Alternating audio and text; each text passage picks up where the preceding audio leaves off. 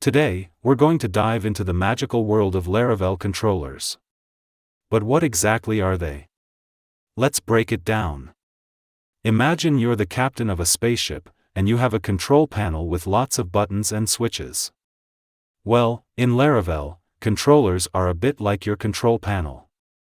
What's a controller? A controller is a special code file that helps us manage what happens when someone visits different parts of our website. It's like the brains behind the operation, deciding what to do when a request comes in. The base controller. In Laravel, we have a special controller called the base controller.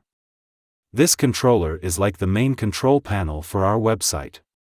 It helps us handle important tasks like making sure requests are authorized, meaning the person visiting our site is allowed to be there, and validating requests, making sure the information they're sending us is correct.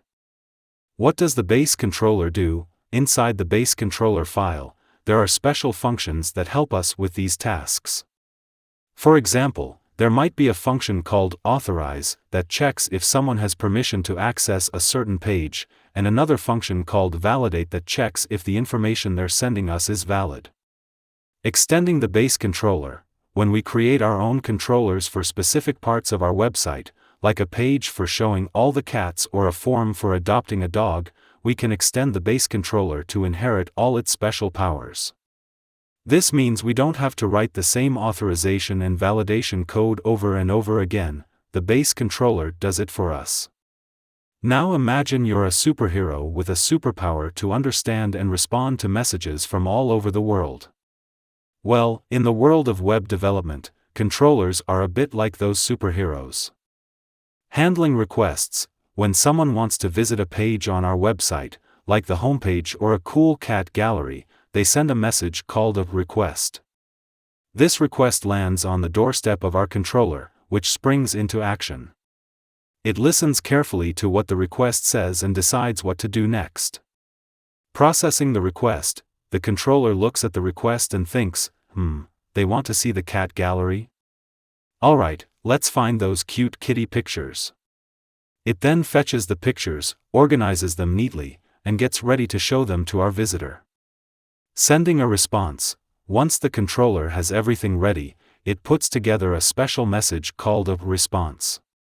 This response contains all the stuff our visitor asked for, in this case, the adorable cat pictures. The controller sends this response back to the visitor's computer, and voila! The cat gallery appears on their screen. Handling different requests. But wait, there's more. Controllers can handle all sorts of requests, not just for cat galleries. Whether someone wants to see the homepage, submit a form, or adopt a dog, the controller knows just what to do. It listens, processes, and responds accordingly, making sure everyone has a great experience on our website. So, controllers in web development are like our trusty superheroes, handling requests from visitors and sending back the perfect responses. Pretty amazing, right? Now let's see how can we create our first controller. To do that we need to open a new terminal and then write the command php artisan make controller, and then we name it whatever we want, and now our new controller is created, and it extends the controller to validate and authorize the requests as we explained earlier. In the next video we will make a new database and tables using migrations, and then we will use the controller to get the data from them. Don't forget to support the channel using the Buy Me a Coffee link in the description. If you have any questions, add a comment down below and I will help you with it. Thank you for watching and see you in the next video.